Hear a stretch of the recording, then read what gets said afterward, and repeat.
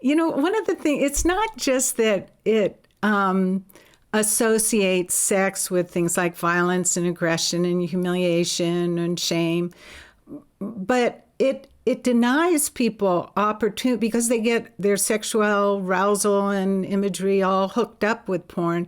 It denies them the ability to develop those areas on their own in other ways.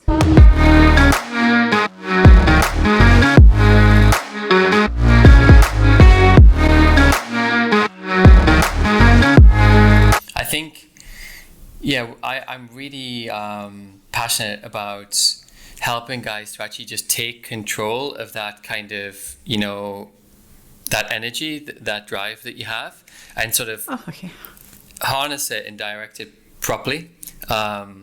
Because I think the sense of self-esteem that you get from having that under control is actually really quite profound, and has quite an impact on the way people carry themselves. And I remember there was a colleague who said, if porn made us healthy, she was talking about us as a culture, would all be healthy by now. Sexually healthy by now,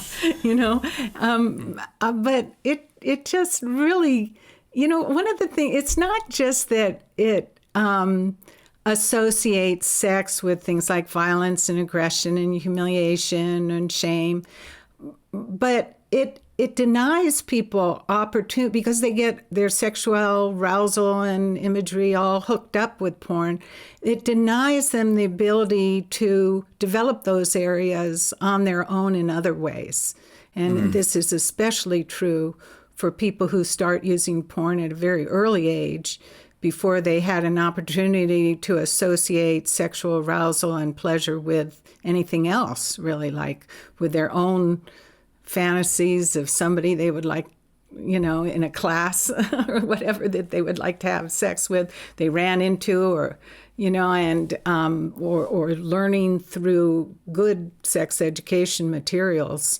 So it kind of gets in there early, and it gets these associations kind of, really hardened in, and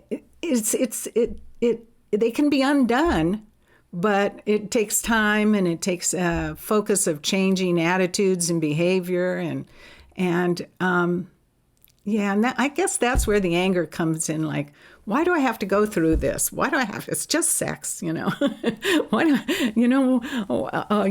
why does this have to be such a hard thing?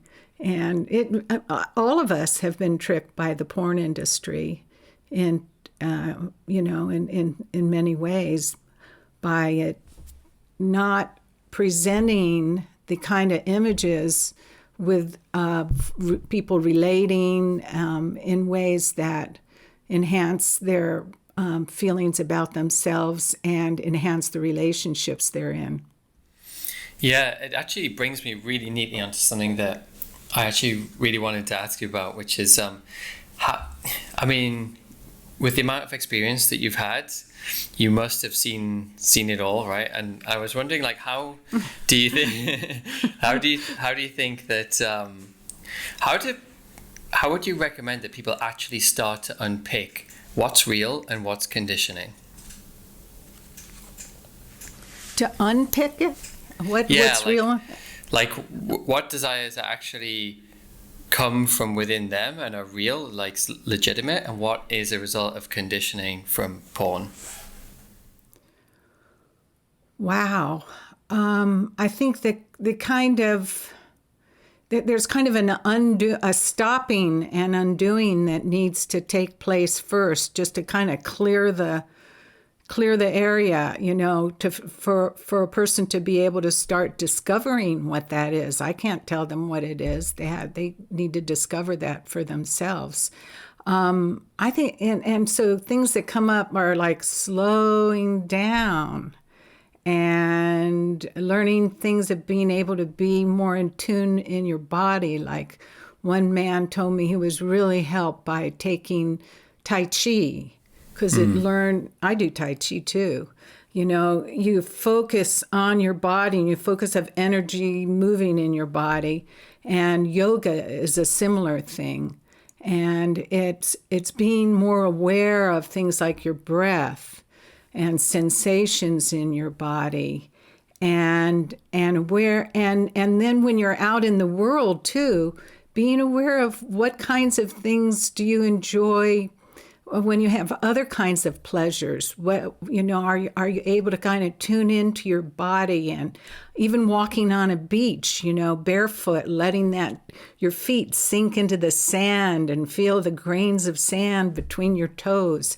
It's like being in your body, or eating something really delicious and slowing down, taking the time to be in your body and pay attention to what you're experiencing, and be in your heart with what you're feeling, who you care about, what kinds of things you're drawn to, in terms of what colors you're drawn to, what things in nature are you drawn to.